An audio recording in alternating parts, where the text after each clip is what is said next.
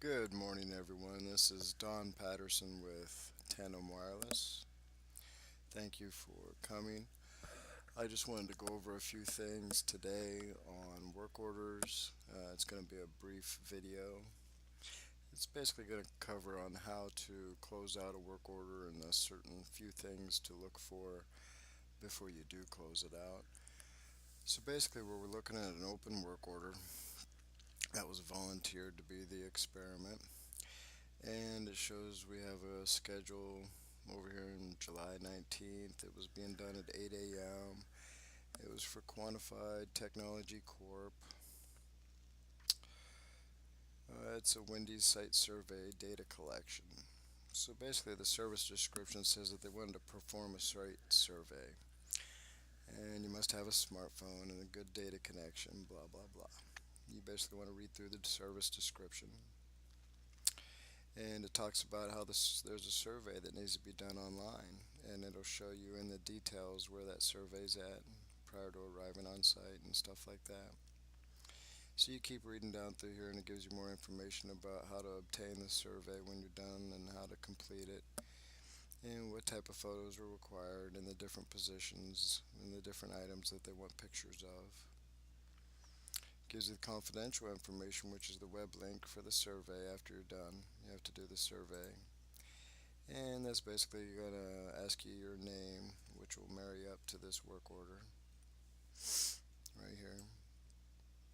And that survey will correlate for your payout. If you don't do that survey, you won't get paid. So you have to do this survey at the end of it all to inform them. It's just a web GUI that sends information to them, and it has a password for entry. But you'll see that it has tasks, preparatory tasks, and check-in tasks, checkout tasks, closeout notes. The closeout notes are very important. It shows that he arrived on site at such and such time, such and such date, met with the manager on duty, and discussed, you know, the work order. Took photos in accordance with the work order request. Upload photos to attach files section of work order. Received signature from blah blah blah. Work complete. And that's great. Time logged was an hour. And we know up here that this was a fixed amount, so it didn't matter how long he took. So he got paid 45 an hour for the company. You basically multiply that 6 times 4.5 is a entry level employee's wage, or 7 times 4.5 would give you middle range employees' wages. The only thing that he didn't get for this was mileage. It's 58 miles each way, so he drove 60 miles.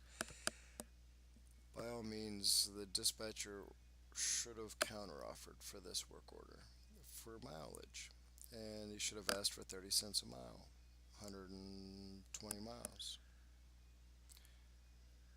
He would have got $30 for fuel if he would have requested it ahead of time, but he didn't. But we can add an expense and try to get fuel, and so that's what we're going to do. 30, 120 miles.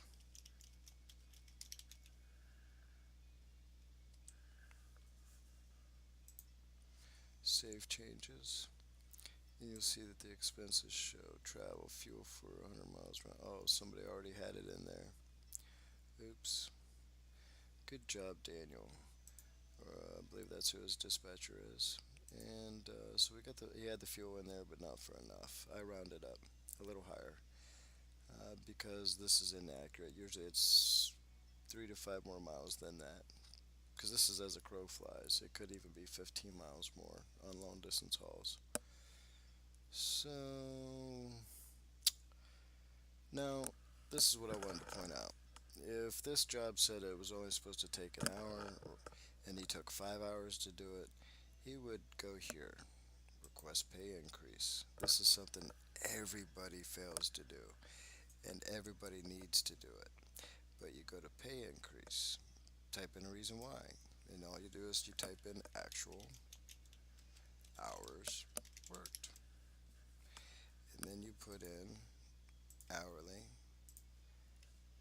how much you were getting paid. This was 45, and you could put 5 hours worked and submit request. Or you could multiply 5 times 45, which would be more accurate because they're a fixed pay type of company. They pay fixed pay. So you just want to multiply your 5 hours times 45, you know. So basically 225 is what you want to ask for, plus the fuel. And that would take care of the pay increase. That's something everybody needs to do on every single work order. If they go over the ETA, estimated time of arrival, we usually say right here, estimated duration. This estimated duration means this is if it says 2 hours, that means they were paying 22.50 an hour because it's 45. If it says 1 hour, that means they're paying 45 an hour. Keep that in mind. It's pretty simple. You'll notice he had deliverables. He had to take pictures of all those photos that they asked him to take, all the way down to the signature page that he had to get signed by the manager on duty to prove he was there. And if he had to ship anything back, he would put the UPS or FedEx shipment lady ID numbers in there.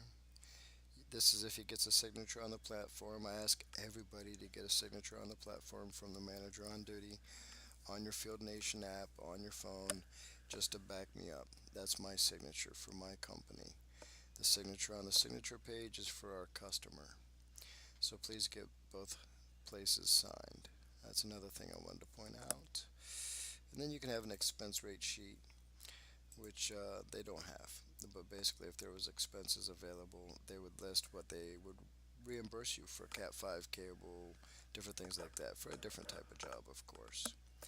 But the main thing you must understand that after you've checkmarked all these different green check marks and you've marked it as complete or checked out, he's done everything and he checked out. See his hours, he checked in and out.